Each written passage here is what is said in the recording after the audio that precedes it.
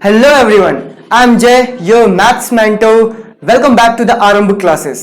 Previous video के अंदर हमने chapter number 5 continuity and differentiability को स्टार्ट करते हुए कुछ बेसिक कॉन्सेप्ट समझे थे। वो कॉन्सेप्ट हमारे पास था लिमिट। अगर अभी तक वो वीडियो नहीं देखा है तो यहां पे आई बटन के ऊपर क्लिक करो एंड वो वीडियो देख के और उसके बाद ये वीडियो देखना, अदरवाइज कुछ भी समझ नहीं आने वाला। क्योंकि जो आज के इस लेक्चर वीडियो के अंदर हम पढ़ने वाले जो हमारे पास कंटिन्यूटी वाला कॉन्सेप्ट है, इसके अंदर ना लिमिट का भर भर के इस्तेमाल होगा। मैं हर जगह बोलूंगा लिमिट लिमिट लिमिट, ठीक है। इसीलिए अगर मुझे यहां पे कंटिन्यूटी को समझना है तो कम से कम उसके लिमिट को प्रीवियस वीडियो के अंदर जाके देख के आओ, उसके बाद फिर ये कंटिन्यूटी समझ में आने वाली। स्टार्ट करते हैं। चलो देखो, अगर मैं तुम्हें बोलता हूं कि कंटिन्यूटी का बेसिक मतलब क्या होता है, तो कंटिन्यूटी का मतलब क्या होता है? लगातार। लगातार का मतलब ये हो गया कि कोई चीज रुक नहीं रही है, लगातार चलते जा रही चलते जा रही चलते जा रही। और यहां पे जो हमारे पास कंटिन्यूटी दे के रखा हुआ है, बेसिकली हम फंक्शन के बारे में पढ़ने वाले हैं। यानी फंक्शन का जो मेरे पास ग्राफ, याद करो फंक्शन बताया था मैंने, तो फंक्शन का जो मेरे पास ग्राफ बना रहा हूं, वो ग्राफ मेरे पास कंटिन्यूअस है कि नहीं है, हमें उसके बारे में समझने वाले हैं। और ये जो कंटिन्यूटी है ना, ये वो वाली कंटिन्यूटी नहीं है कि अगर कहीं पे ब्रेक होगा तो मैं उसको डिसकंटिन्यूअस बोल दूंगा। यहां पे थोड़ा सा ना चेंज है। फिर से बोलता हूं, मैं ना गलत नहीं बोला है मैंने क्या बोला कि अगर कहीं पे ग्राफ ब्रेक होता है और अगर मैं उसको कंटिन्यूटी बोल रहा हूं ना, तो भी बोल सकता हूं। कैसे? समझ नहीं आना, समझाता हूं। देखो बेसिक से जरा समझते हैं। मैं अगर तुम्हें ये बोलता हूं मैं ग्राफ बना रहा हूं, है ना, अभी पहले ग्राफ से समझते हैं, then we will go for the functions. अगर मैंने ये बोला कि यहां पे ग्राफ बना रहा हूं और मैं तुमसे एक क्वेश्चन पूछ रहा हूं कि जरा मुझे ये बताओ, क्या ये फंक्शन, मतलब ये जो ग्राफ है, ग्राफ फंक्शन छोड़ देते हैं ना, यानी फंक्शन और ग्राफ बोलो तो बात बराबर है। अगर ये ग्राफ मैं पूछूं कि बताओ ये ग्राफ कंटिन्यूअस है कि नहीं है, तुम क्या बोलोगे कि देखो अगर हम मूव कर रहे हैं तो कहीं पर भी ना ब्रेक नहीं दिख रहा। और जब कहीं पे ब्रेक नहीं दिख रहा, इसका मतलब क्या हुआ कि ये मेरे पास जो ग्राफ देके रखा हुआ क्या होगा? कंटिन्यूअस है। बोला बहुत सही। अगला क्वेश्चन मैंने पूछा, जरा अब मुझे बताओ क्या ये मेरे पास, ठीक है, ये मेरे पास कंटिन्यूअस है, ठीक है। मैं आंसर क्या बोलूंगा? नहीं, ये बिल्कुल भी कंटिन्यूअस नहीं है। इसका रीजन क्या हो गया? इसका रीजन ये हुआ कि इस पोर्शन के अंदर आके ये क्या हो गया? ब्रेक हो गया। ठीक है, बहुत बढ़िया। एक और क्वेश्चन है ना, अब जरा मुझे ये बताओ, देखो मैंने बोला ये और यहां से ऊपर, बताओ ये क्या मेरे पास जो ग्राफ देके रखा हुआ है ये कंटिन्यूअस है? मैं बोलूंगा नहीं, ये डिसकंटिन्यूअस है, ये ग्राफ कंटिन्यूअस नहीं है। इसको क्या बोलते हैं? ये कंटिन्यूटी है, ये डिसकंटिन्यूअस हो गया, ठीक है, और ये भी मेरे पास डिसकंटिन्यूअस हो गया। ठीक है, इतना समझ में? चलो रफ कर रहा हूं, ठीक है। अब मैं एक और चीज समझाता हूं। देखो मैं तुम्हें ये बता रहा हूं कि अगर मैं यहां पर एक ग्राफ बना रहा हूं, ठीक है, दो ध्यान से, मैंने बोला ये देखो ये ऊपर गया, फिर ये नीचे आया, ठीक है, फिर ये ऊपर गया, फिर ये नीचे आके ये ऐसे करके मैंने कुछ ग्राफ बना दिया, ठीक है, ये ऊपर तक चला गया। पहला क्वेश्चन, ठीक है, यहां पे एक डोमेन डिफाइन होता है, वो डोमेन किस एक्सिस को बोलते हैं? कमेंट बॉक्स के अंदर बताओ। चलो मैं ही बता देता हूं, ठीक है। यहां पर जो डोमेन होता वो किसको बोलते हैं? एक्स एक्सिस को बेसिकली हम क्या कहते हैं? डोमेन। वाई एक्सिस को क्या बोलते हैं? लास्ट वाली वीडियो के अंदर बताया था, इसको हम कहते हैं कोडोमेन, ठीक है। और ये जो वैल्यूज यहां पे आ रही है, इन्हीं को हम क्या बोलते हैं? रेंज कहते हैं। सिंपल सीधा। पहला क्वेश्चन, फंक्शन कंटिन्यूअस है? मैंने बोला हाँ बिल्कुल कंटिन्यूअस है। लेकिन अगर मैं यहां पर सिर्फ और सिर्फ हल्का सा ब्रेक कर देता हूं, अब जरा मुझे बताओ क्या ये फंक्शन कंटिन्यूअस है? तुम बोलोगे कि नहीं ये फंक्शन कंटिन्यूअस नहीं है। लेकिन क्वेश्चन में चेंज कर रहा हूं, देखो ध्यान से। मैं अगर तुमसे क्वेश्चन ये पूछता हूं कि अगर इसका डोमेन मेरे पास माइनस इनफाइनाइट से लेके इनफाइनाइट तक देके रखा हुआ है, मतलब मैं पूरे ग्राफ के ऊपर अगर मैं फंक्शन को चेक कर रहा हूं कि ये कंटिन्यूअस है कि नहीं है, तो मैं क्या बोलूंगा? ये कंटिन्यूअस नहीं हुआ, ये डिसकंटिन्यूअस होगा। लेकिन अगर मैं तुम्हें इसका डोमेन को चेंज कर देता हूं और मैंने क्या बोला? इसका जो डोमेन है वो माइनस इनफाइनाइट से लेके सिर्फ और सिर्फ 0 तक ही है, मतलब मैं यहां पे हो गया मेरे पास माइनस इनफाइनाइट, ये हो गया मेरे पास प्लस इनफाइनाइट, ये होता है क्या मेरे पास? 0। तो दूसरे वाले क्वेश्चन के अंदर अगर मैं तुमसे पूछ रहा हूं कि माइनस इनफाइनाइट से लेके 0 तक की अगर मैं बात कर रहा हूं, तो क्या यहां से लेके यहां तक कहीं पर भी ये पूरे पोर्शन को भूल जाओ, ये कहीं दिख नहीं रहा क्या, यहां से लेके यहां तक मैं जब चल रहा हूं तो क्या मुझे यहां पे ग्राफ कहीं पर भी ब्रेक होता हुआ दिख रहा है क्या? नहीं। जब यहां पर कहीं पर भी ग्राफ ब्रेक होते हुए नहीं दिख रहा तो यहां पे तो मैं क्या बोलूंगा कि ये मेरे पास डिसकंटिन्यूअस होगा, लेकिन यहां पे मैं क्या बोलूंगा कि ये ग्राफ मेरे पास क्या होगा, कंटिन्यूअस होगा। मतलब क्या होगा, मतलब एक ही ग्राफ के अंदर अगर कहीं ब्रेक पॉइंट्स देके रखे हुए हैं और मैंने क्वेश्चन के अंदर उसका डोमेन ही चेंज कर दिया तो क्या बोलोगे, उस केस में तुम लोग ये बोलोगे कि वो फंक्शन मेरे पास क्या होगा, कंटिन्यूअस होगा। ठीक है, उस डोमेन के अंदर तो कहीं ब्रेक नहीं दिख रहा है ना, जब उस डोमेन के अंदर कहीं ब्रेक नहीं दिख रहा है इसका मतलब क्या हो गया, वो कंटिन्यूअस होगा, सीधी सी बात है। चलो मान लेता हूं कि जो हमारे पास यहां पे ग्राफ जो डिसकंटिन्यूअस हुआ, ये हल्का सा मैं आगे बना रहा हूं, ये जो यहां पे मेरे पास पॉइंट दे के रखा हुआ है, यहां पे देखो, यहां पर जो मेरे पास पॉइंट दे के रखा हुआ, ये डॉट डॉट डॉट डॉट करके बनाता हूं, ये पॉइंट मेरे पास क्या हो गया, x इक्वल्स टू क्या ले लें, 5 ले लेते हैं। ठीक है, और मैं अब क्या क्वेश्चन पूछ रहा हूं कि जो मेरे पास डोमेन यहां पे दे के रखा हुआ है, ये डोमेन क्या है कि पूरी की पूरी r की वैल्यू उसमें से 5 को हटा दो तो ग्राफ तो मेरे पास यही बनेगा उसका। ठीक है, लेकिन इस डोमेन में से जो पॉइंट ऑफ डिसकंटिन्यूटी था उस पॉइंट ऑफ डिसकंटिन्यूटी को मैंने क्या कर दिया, हटा दिया, और जैसे मैंने पॉइंट ऑफ डिसकंटिन्यूटी मैंने हटा दिया तो ये वाला पोर्शन तुम्हें दिखेगा ही नहीं, तो तुम वहां से जब देखते आओगे ना तो तुम्हें क्या लगेगा कि ये फंक्शन क्या होगा, कंटिन्यूअस होगा। मतलब डिपेंड सिर्फ ग्राफ के ऊपर नहीं करता, डिपेंड करता है कि हमारे पास डोमेन क्या देके रखा हुआ है। थोड़ा सा ब्रॉड सेंस से समझना पड़ेगा इस चीज को। ठीक है, चल आगे बढ़ते हैं। अब मैं तुमसे क्या क्वेश्चन पूछ रहा हूं, पीछे आते हैं। अब मैं तुमसे क्या क्वेश्चन पूछ रहा हूं कि अगर मेरे पास ढेर सारे जब फंक्शंस आएंगे और मुझसे जब क्वेश्चन पूछा जाएगा कि ये मेरे पास फंक्शन कंटिन्यूअस है कि नहीं है, तो क्या तुम्हारे दिमाग के अंदर ये आ रहा है कि अगर उसका ग्राफ मेरे पास बना हुआ है, अगर मेरे पास उसका डोमेन पता है तो मैं इजीली बता दूंगा। लेकिन अगर उसका ग्राफ ना बना हुआ हो तो, एग्जांपल के तौर पे मैं तुम्हें ये बोला कि f of x equals to 4x to the power 16 plus में 19x to the power 100 plus में 16x टू द पावर 55। ये देखो यहां पे मैंने ये कर दिया, थोड़ा सोचो। अब क्या मैं इसका ग्राफ बना पाऊंगा? मैं बोलूंगा नहीं यार, इसका ग्राफ अगर बनाने गया तो कुछ ज्यादा ही समय लग जाएगा। तो अगर मैं इसका ग्राफ नहीं बना सकता हूं तो मैं इसीलिए लिमिट का कॉन्सेप्ट लेके आया, एक दूसरे तरीके से लेके आया। कौन से तरीके से, समझाता हूं। मैंने क्या बोला कि इसका ग्राफ हम नहीं बना सकते, लेकिन चलो मान लेता हूं राउंड ऑफ में, ठीक है, अप्रोक्सीमेटली, ठीक है, अप्रोक्सीमेटली इसका ग्राफ मेरे पास कुछ ऐसा बना हुआ है ना। ये ऊपर वाले को मैं रफ कर रहा, चलो ये भी रफ ही कर देता हूं, फिर से बनाता हूं मैंने क्या बोला कि इसका ग्राफ हम मान लेते हैं कि कुछ ऐसा बना हुआ है। ठीक है, देखो अब याद करो लिमिट वाले कॉन्सेप्ट के अंदर क्या होता था कि अगर मेरे पास कोई एक पॉइंट दे के रखा, मान लेते ये पॉइंट, क्योंकि यहां पे डिसकंटिन्यूटी है, मैंने बोला x इक्वल्स टू, अगर यहां पे 2 हमें दे के रखा हुआ है तो याद करो हम x इक्वल्स टू 2 के ऊपर जब आंसर निकालते हैं या फिर x इक्वल्स टू 2.00000 ढेर सारा 0 1 के ऊपर आंसर निकालते हैं, और x इक्वल्स टू 1.999 ढेर सारा यहां पे 9 के ऊपर आंसर निकालते हैं, तो इन तीनों के अंदर आंसर क्या मेरे पास सेम आता है। लिमिट वाले कॉन्सेप्ट के अंदर बताया था कि याद करो पिछला वाला वीडियो है ना, कि 5 के ऊपर अगर मैं निकाल रहा हूं तो एग्जैक्ट वैल्यू आती है, 5 से हल्का सा आगे जाता तो अप्रोक्सीमेट वैल्यू निकलती, लेकिन वैल्यू वही आ रही थी। 5 से हल्का सा पीछे जाएंगे वहां पे भी अप्रोक्सीमेट वैल्यू निकलेगी, लेकिन वैल्यू वही आएगी। सेम टू सेम कॉन्सेप्ट हम यहां पे लगा रहे हैं। अगर मेरे पास x इक्वल्स टू 2 देके रखा हुआ है, इससे हल्का सा आगे, मान लेते हैं यहां पे मैं वैल्यू निकाल रहा हूं, इसका हल्का सा आगे और हल्का सा पीछे जब मैं वैल्यू निकालूंगा तो क्या सेम आएगा?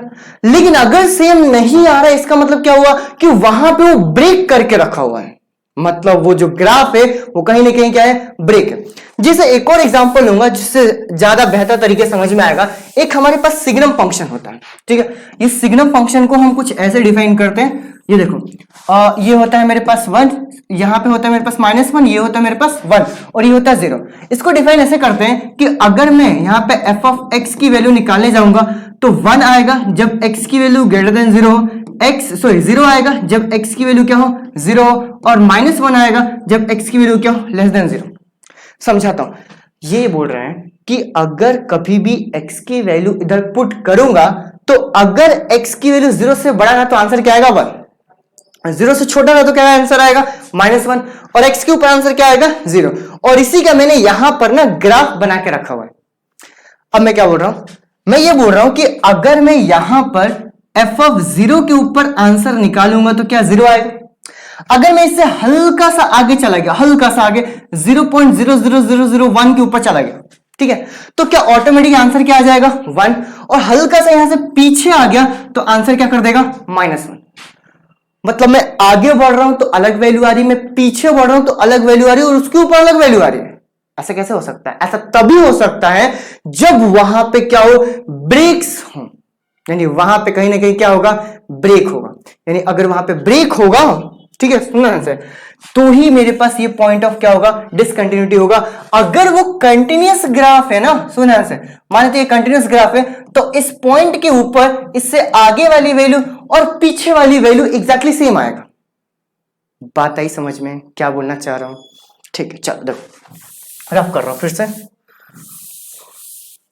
देखो, मैं ये कहना चाह रहा हूं कि अगर मेरे पास यहां पर एक पॉइंट देके रखा हुआ है x = a, सुनना ध्यान से ना, तो अगर मैं इसके राइट में जाता हूं और अगर मैं इसके लेफ्ट में जाता हूं और यहां पर आंसर निकालता हूं, तो ये तीनों वैल्यू अगर सेम आती है तो फंक्शन कंटिन्यूअस होगा, अदरवाइज फंक्शन डिसकंटिन्यूअस होगा।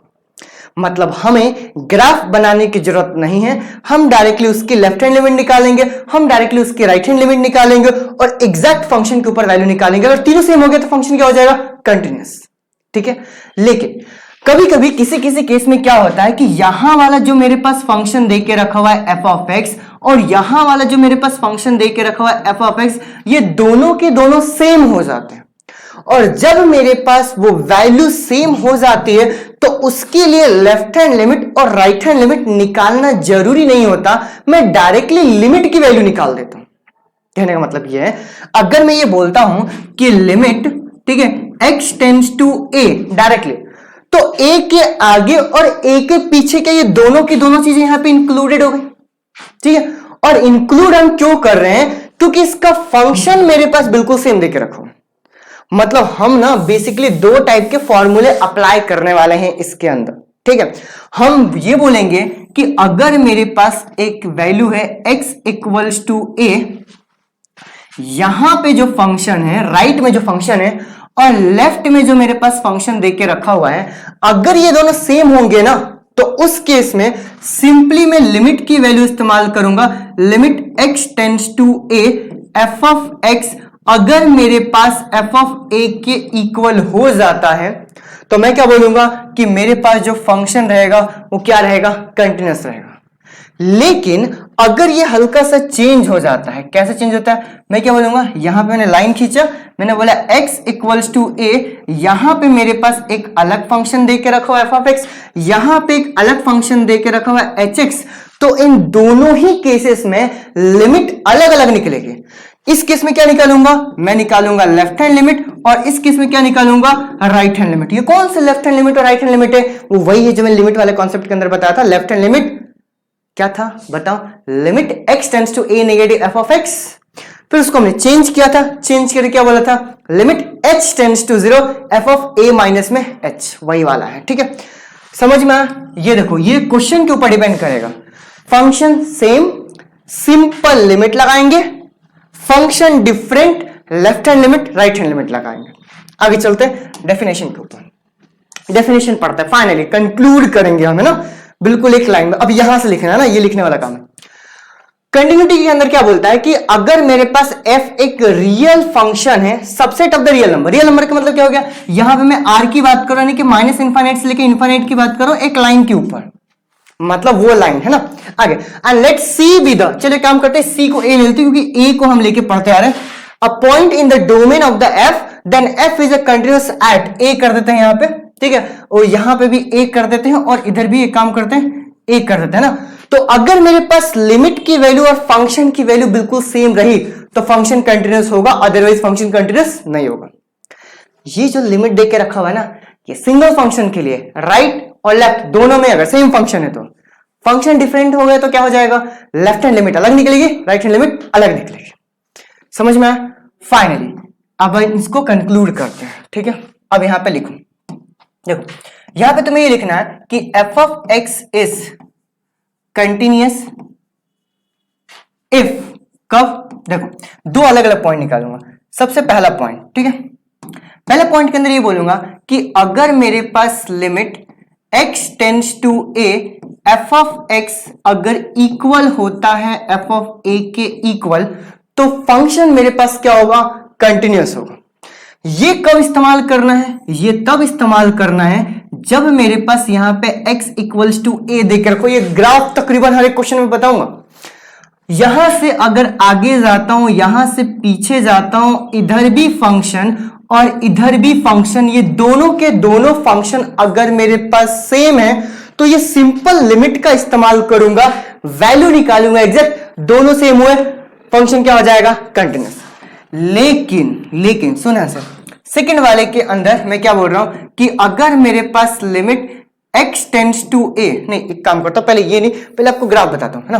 मैंने क्या बोला कि अगर मेरे पास यहां पर ये x इक्वल्स टू a है, इसके आगे वाला जो फंक्शन है वो अलग है, इसके पीछे वाला जो फंक्शन है, इसके पीछे वाला फंक्शन कौन सा है, इसके पीछे वाला फंक्शन अगर मेरे पास gx देके रखा हुआ है, तो इस केस में मेरे पास लेफ्ट हैंड लिमिट और राइट हैंड लिमिट अलग निकलेगा। यहां पे लिख लेगा लेफ्ट हैंड लिमिट और इधर क्या निकलेगा, राइट हैंड लिमिट लिख। तो मैं बोलूंगा सेकंड वाले केस के अंदर फंक्शन अगर अलग अलग होते हैं तो उस केस में left hand limit equals to right hand limit equals to f of a की वैल्यू, ये तीनों की तीनों वैल्यू क्या होनी चाहिए, इक्वल होनी चाहिए। अब लेफ्ट हैंड लिमिट की वैल्यू यहां पे लिख देते हैं, याद करो लास्ट वाला, ठीक है।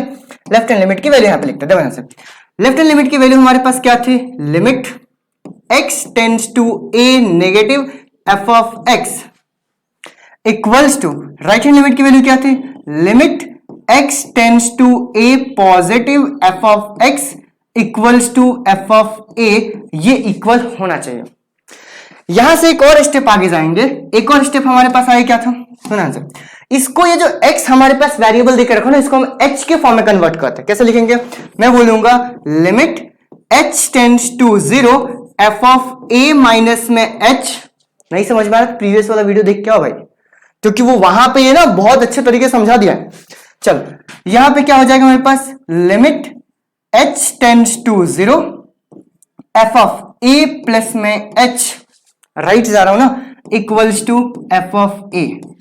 फाइनली ये दो अलग अलग फॉर्मूले इस्तेमाल करेंगे कंटिन्यूटी को प्रूफ करने के लिए।